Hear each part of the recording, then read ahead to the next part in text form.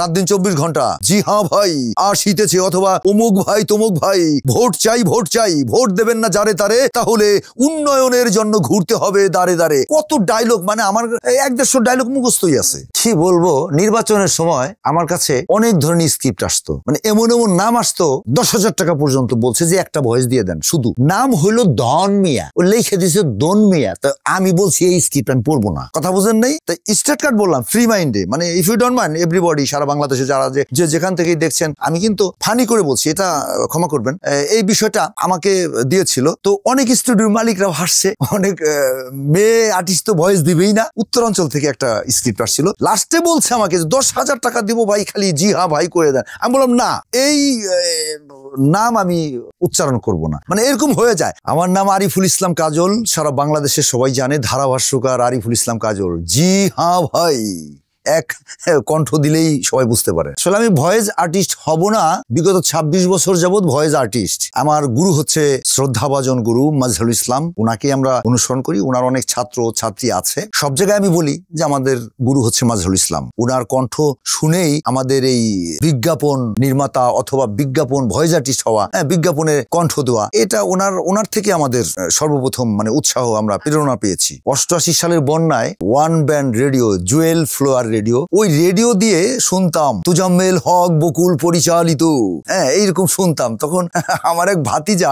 আমরা তখন খুবই ছোট, আমার এক ভাতিজা বলল যে কাকা ডায়লগ দিচ্ছি। কি ডায়লগ? যে আসিতেছে অমুক ছবি তমুক ছবি, এইরকম। তো আমি বললাম দেখি আমি একটু বলি। বলতে গিয়ে ওই রেডিওর সাথে সাথে গুরু মাজহারুল ইসলামের কণ্ঠের সাথে সাথে বিকেলে তো অনুষ্ঠানগুলো হতো, সিনেমার ট্রেলার হতো, তখন আমি ওই নৌকার মাথা থেকে ওয়ান ব্যান্ড রেডিও মানে জুয়েল ফ্লোয়ার রেডিও, ওইটা নিয়ে শীত হয়ে পানির ভিতর পড়ে গেছি। ঠিক আছে, মজার একটা ঘটনা। এরপর থেকে বললাম যে ধারাভাষ্যকার হব, তারপর থেকে ট্রাই করেছি। এখন তো আলহামদুলিল্লাহ সারা বাংলাদেশের অসংখ্য ভয়েস, অসংখ্য। নির্বাচন আসলে তো 2, 4, 5, 10, 20 হাজার ভয়েস চলে যায় সারা বাংলাদেশে। না, তখন বুঝতাম না যে আসলে একটা আগ্রহ ছিল যে এত সুন্দর কণ্ঠ রেডিওর মধ্যে, জি হ্যাঁ ভাই আসিতেছে, এই যে কণ্ঠগুলো শুনলে কলিজাটা ভরে যেত, শরীরের মানে কেশগুলো দাঁড় হয়ে যেত। তো এখন তো আসলে ওইভাবে হয় না। আগে তো যেমন একটা ট্রেইলার হলে ওখানে বলতো আমি মাজহারুল ইসলাম, আর এখন কিন্তু দেখেন যে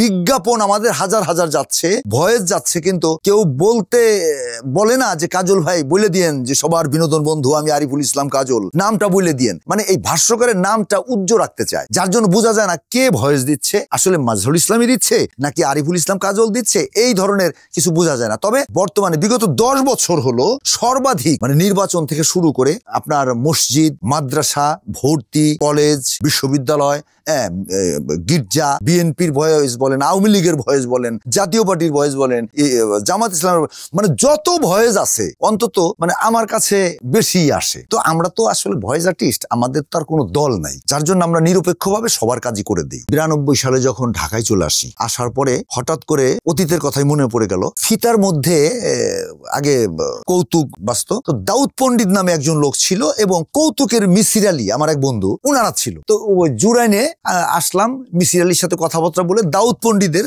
চান্সে আছি একটা অডিও ফিতা ছিল, মানে যে কোনো কাজে চান্সে থাকি। তো এইরকম একটা কৌতুকের ক্যাসেট বের করলো দাউদ পণ্ডিত, ওখানে আমার অসংখ্য ভয়েস ছিল, মানে পুরো ক্যাসেটের মানে 50% ভয়েস আমার ছিল ফিতার যুগে আর কি। তখন এইভাবে কাজ করতে করতে করতে করতে হঠাৎ করে এই অনেক প্রবীণ ক্যামেরাম্যান বাংলাদেশ চলচ্চিত্রে সবাই চিনে, যারা আগের ছিল, অনু ভাই এক চোখটেইরা, উনি মারা গেছেন। ডিউ ভিডিও স্যাটেলাইট নেটওয়ার্ক মতিঝিল থেকে একটু ভিতরে গেলেই ওনার স্টুডিও ছিল, ওইখানে সর্বপ্রথম কণ্ঠ দেই। তো অনেক আগের কথা, কণ্ঠ দিতে দিতে দিতে দিতে এরপরে এখন তো সারা বাংলাদেশে মানে ঢাকার সিটিতে যদি 100 স্টুডিও থাকে, তার মধ্যে 100 স্টুডিওর মধ্যে 100টাতেই আমাকে ডাকে। না, চান্সে আসি মানে বলতে কি, ওই কথায় কথায় মানে ওই যে ধুলাই পাড়ে জুড়াইনে ওখানে বসছিলাম, আমার এক বন্ধু ওই যে মিসির আলী যে কৌতুক করতো, মিসির আলীর কৌতুক একসময় খুব সমাদিত ছিল। এই মিসির আলীর ওখানে বসে কথা বলতে বলতে কৌতুক অভিনেতা দাউদ পণ্ডিত আসলো, উনি আবার জুড়ে নিয়ে থাকতো ওই এলাকায় একটা কমিশনার রোডের মনে আছে। তখন বললো যে কাজল তোমার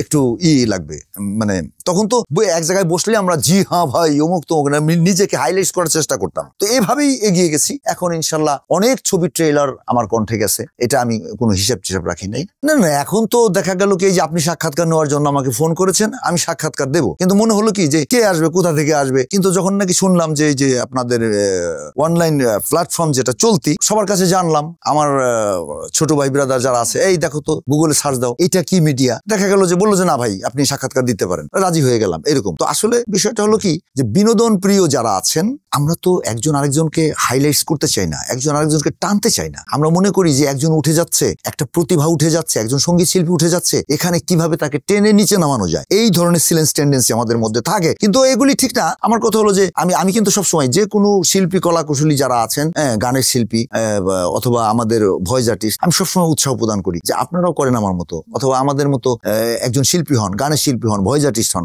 এটা আমি উৎসাহ প্রদান করি সবসময়। আমাকে মনে আছে যে 3-4টা মেলার থেকে এক ছোট ডাকতো বাণিজ্য মেলা থেকে, ওইভাবে তার সম্ভব না। অনেক সময় ক্যাসেট করে দিতাম, মানে ওই যে আগে ছিল মেমোরি, তো কিছুদিন আগে হইলো, এইরকম ভাবে অনেক সময় আর কি ক্যাসেট করে দিতাম। না এটা গড গিফটেড। আসলে আমি সারা রাত দিন 24 ঘন্টা ভয়েস দেই, গলা একটু ডাউন হলেও আবার 1 ঘন্টা পরে ঠিক হয়ে যায়। এটা আমি জানি না, আমি কিছুই খাই না, একটু রং চা খাই, চাটা বেশি খাই, এটার উপর দিয়ে বুলডোজার গেল সমস্যা নাই।